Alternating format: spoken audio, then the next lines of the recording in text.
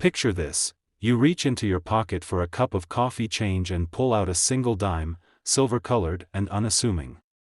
Yet tucked into that everyday pocket relic are two standout issues from the late 1960s and 1970s that can thrill seasoned collectors and unsuspecting heirs alike.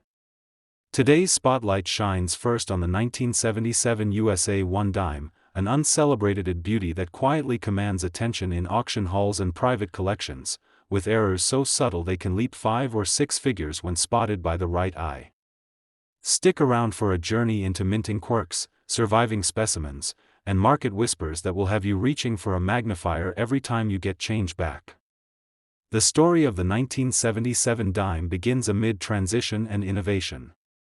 By the mid-1970s, the United States Mint had solidified the Roosevelt dime's place in American pockets, paying tribute to President Franklin D. Roosevelt since 1946.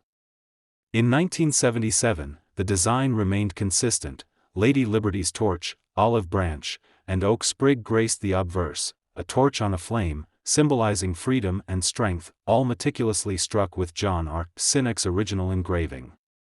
What changed that year wasn't the artwork, but subtle shifts in production volumes and quality control, which set the stage for varieties and errors that only a trained collector's eye could perceive.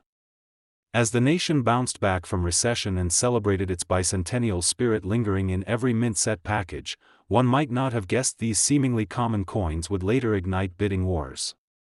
Digging deeper into the 1977 dime's background, it's essential to note the economic pressures on the mint that year.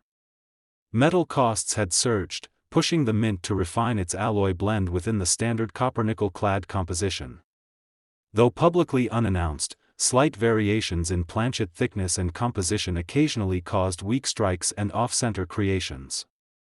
At the same time, demand for circulation-struck coins dipped, thanks to rising electronic transactions, leaving many mint facilities with idle presses hungry for production calibration. Opportunistic die technicians, under the glare of fluorescent workshop lights, sometimes experimented with alignment tolerances just a hair outside the norm. The result? A handful of coins that, decades later, would reveal all the charm and value experts dream of when unearthing mint-era gold. Spotting a 1977 dime that's more than face value starts with the basic design cues. On the obverse, Roosevelt's profile should be crisply defined: his hair strands, coat lapel, and the dots encircling the legend, United States of America, must pop sharply. Flip it over and inspect the torch's flame. Its tips should be uniform, with the oak leaves and olive branches showing fine veins. Any doubling of lettering, most often on the date or Liberty, hints at the coveted double-die variety. Meanwhile, broad strike examples will reveal a rim that appears incomplete, as though the metal spillover beyond the collar left a flattened, gently sloped edge all the way around. These features demand close inspection under 10 power magnification or greater to separate genuine errors from ordinary wear. Among the most talked about 1977 dime errors is the so-called near-date anomaly. In this instance, the die was polished too deeply around the numerals, making the 7 in the date appear closer to the rim than in standard issues.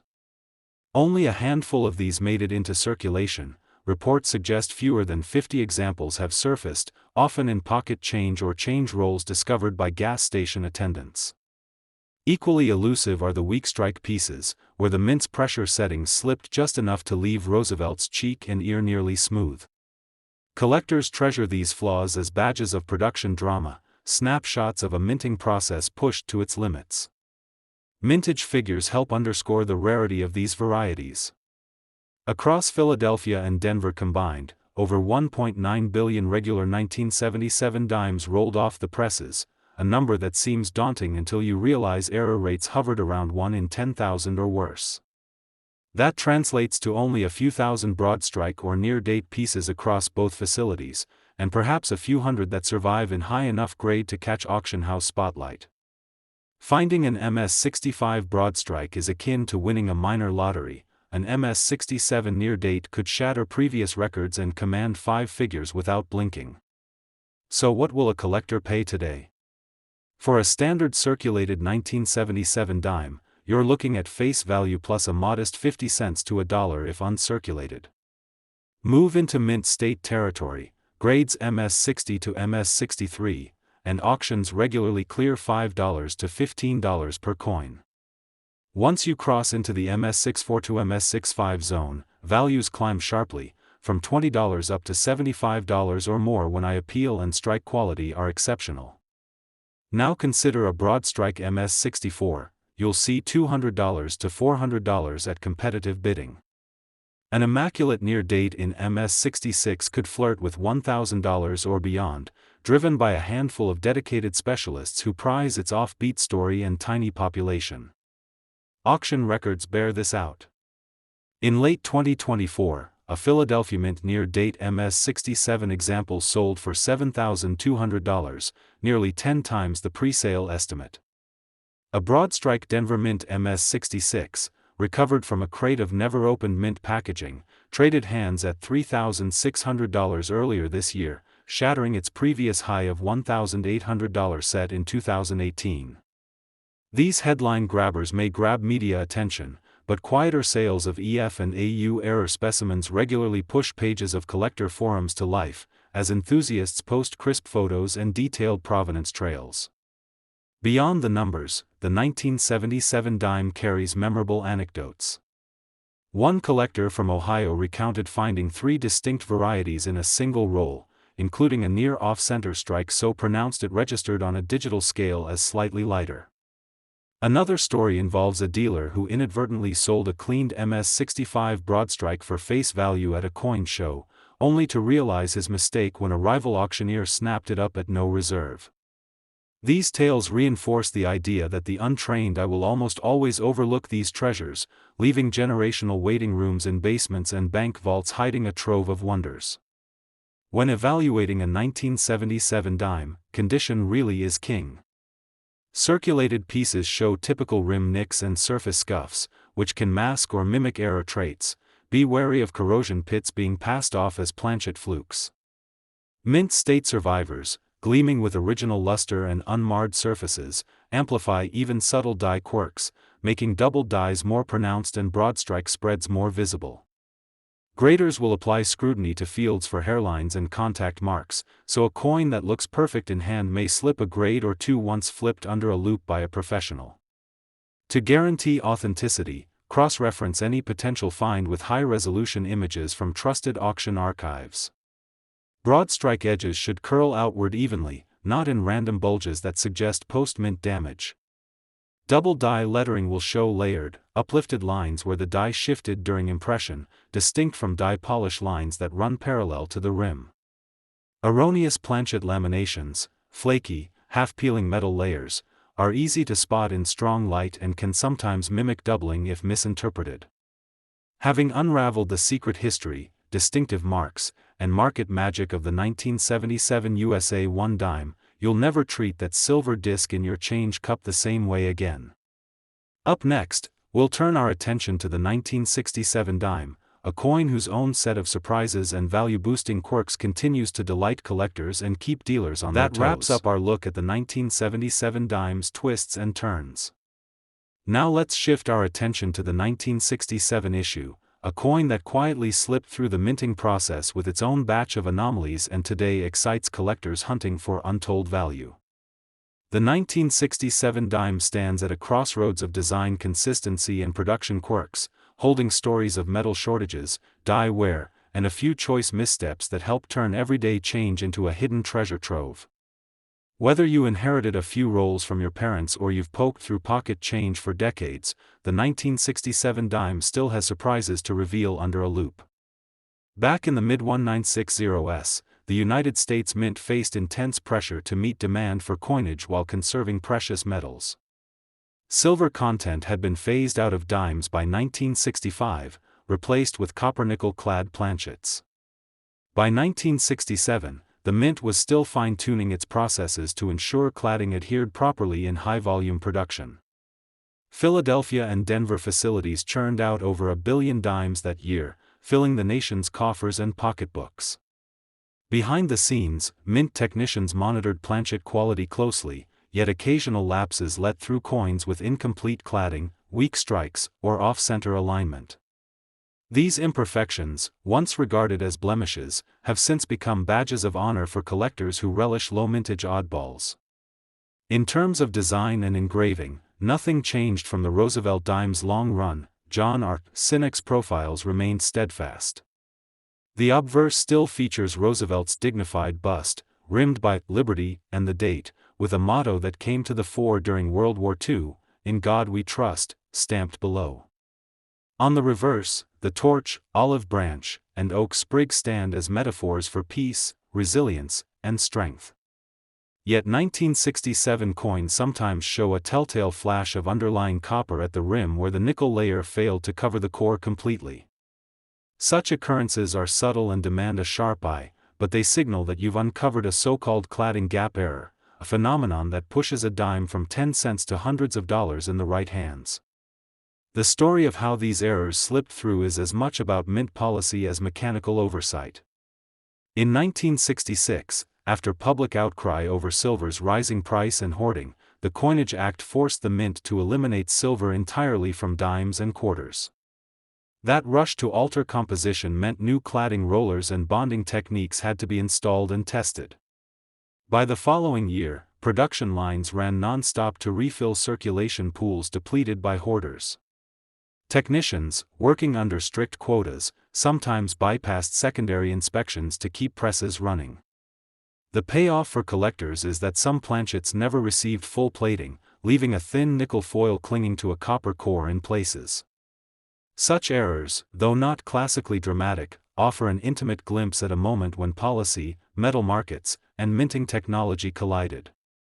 Spotting a valuable 1967 dime starts with close inspection of the edge and surface. On a properly clad piece, the nickel outer layer should extend cleanly to meet the rim, hiding the copper beneath. If you catch a glimmer of reddish copper at the circumference, or if the edge shows a narrow band of exposed core you can feel with a thumbnail, you're likely holding a cladding gap dime.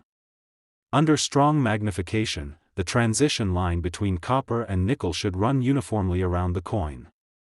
Any irregular interruption, especially in one quadrant, signals that the planchet was misfed or the plating equipment failed to cover every millimeter.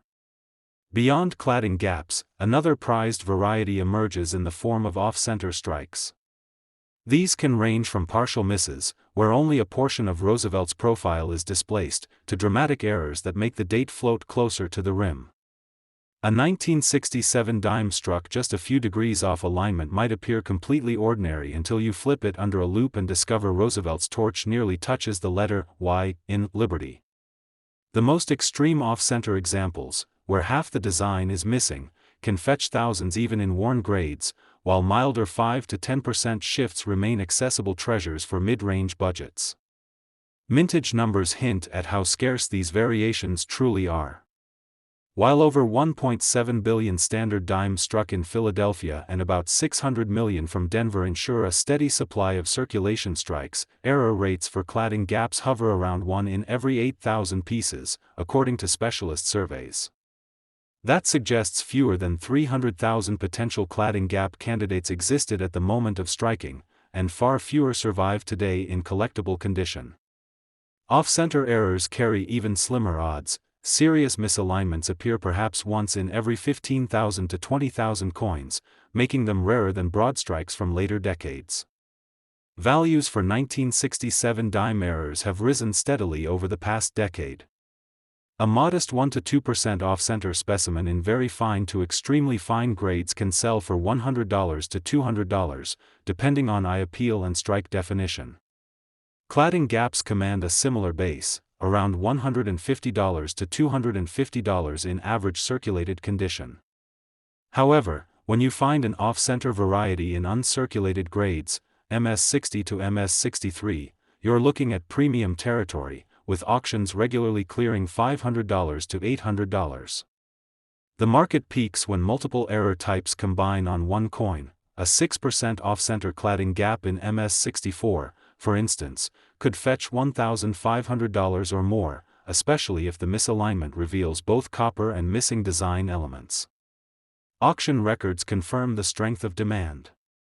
In early 2025, a Denver Mint 1967 dime with a 12% off-center strike and intact luster sold for $2,200 to a bidder focused on expanding their error coin collection.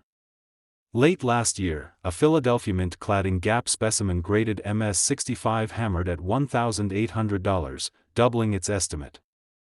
Collectors often track sales on specialist platforms and private forums, where detailed photographs and diagnostic charts accompany each lot.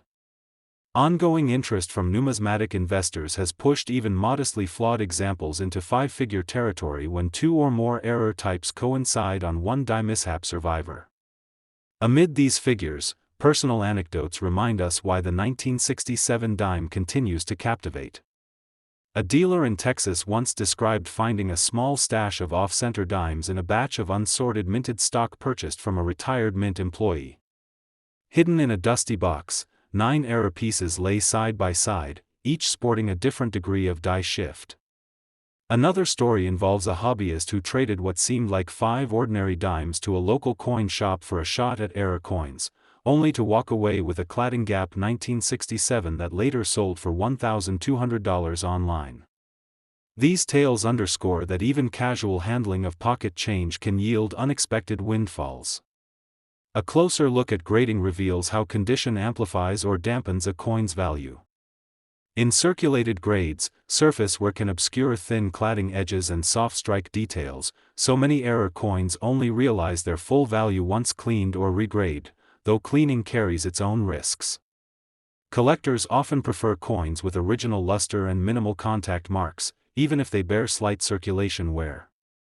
On the mint state side, MS-63 examples of cladding gaps might bring $600 to $900, while MS-65 pieces can soar past $2,000. For off-center errors, the premium per grade point increases dramatically once you clear MS-64, because higher-grade surfaces showcase dramatic die displacement crisply and preserve the split between nickel and copper layer. With these insights into the 1967 USA 1 dime, its origins, quirks, market performance, memorable finds, and condition-driven value swings, you'll be better equipped to spot a hidden gem the next time you leaf through change. Up next, we'll tie together the common threads between our two featured dimes and explore how combining knowledge of design, minting context, and grading strategy can unlock even more opportunities in your collection.